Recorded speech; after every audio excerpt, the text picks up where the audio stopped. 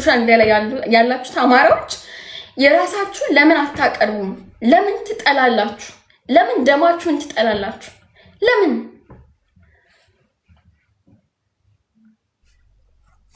ምክንያት ራሱ የላችሁ ምን የምትጠሉበት ዝም ብላችሁ ምንድነው ምክንያታችሁ? የሆነ ሰው ጋር ከተኮራረፍኩ ኦር እነዛ ሰዎች ጋር የተራራቁ ከመሰልኳችሁ ጥላቻችሁን ትጀምራላችሁ። ነው እንደዛ መሆን የለበትም።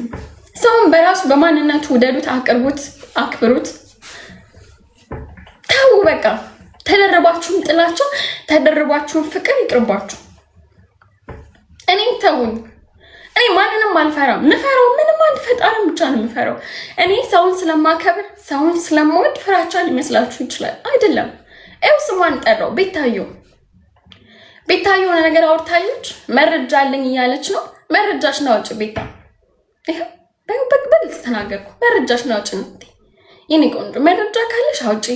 የአንቺ ደጋፊዎችም እውነት ይጠብቃሉ፣ ሀቅን ይፈልጋሉና አውጪላቸው መረጃውን። እኔ ብራጭ ወርብሬ ከሆነ አውጪላቸው እባክሽ። ከዛ ውጭ እኔና አንቺ ምንም የግል ጠብም ምንም ነገር የለንም፣ የሚያደራርሰን ምንም ነገር የለም። አውጪላቸው። እየጠበቁሽ ነው ተመልካቾች። እኔንም እየመጡ እየሰደቡኝ ነው። ማስቆም እኮ ትችያለሽ እኮ። ሞዴሬተሮች ነው የሚሰድቡኝ። በነገራችን ላይ ማስቆም ትችያለሽ። ማስቆም አልመረጥሽም። ምክንያቱም አይ ቲንክ ፈልገሽዋል መሰለኝ ድራማውን። እኔ ደግሞ ድራማ አልወድም።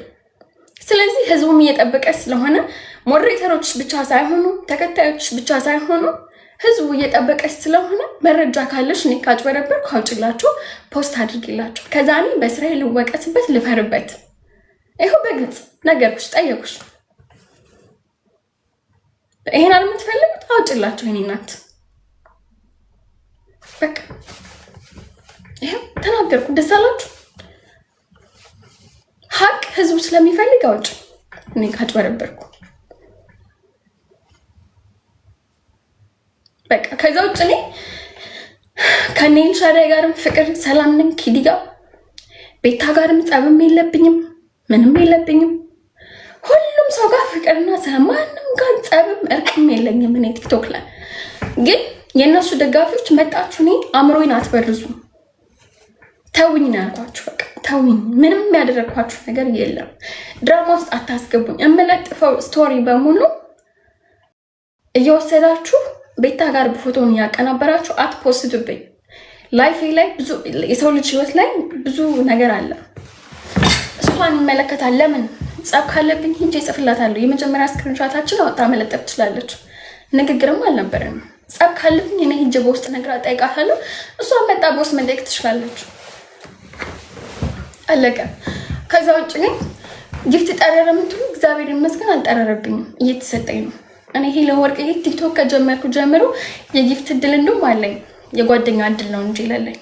እሺ የጊፍት እድል አለኝ እግዚአብሔር ይመስገን። በጣም ጊፍት ይሰጠኛል። ምንም አልፈልግም። በድራማ እኔ የምቀበለው ጊፍት የለም። ማጣውም ማገኘው ነገር የለም። በድራማ እኔ ማጣው እናንተ የምትጽፉት ነገር ሊደብረኝ ይችላል። በዛ ከዛ ውጭ ግን ድራማ ውስጥ ገብቼ ምንም እስከዛሬ ድራማ ሰርቼ የተቀበልኩት ነገር የለም። ታውቃላችሁ፣ ምንም ሲመረኝ የተናገርኩት ምንድነው የሚመረኝ?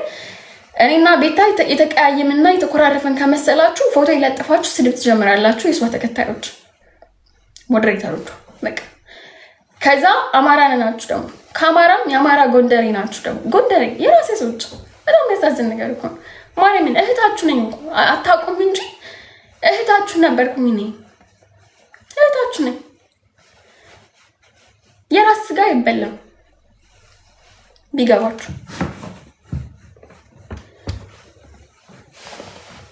ከዛ ውጭ ተፋቱ። ጨርሻለሁ።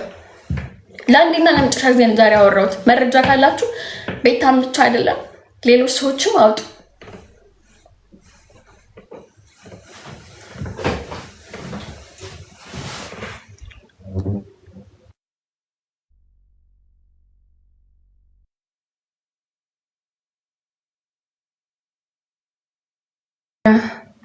ለማንኛውም ጨርሻለሁ። መልእክቴን ለአንዴና ለመጨረሻ ጊዜ ላውራ ብዬ ነው።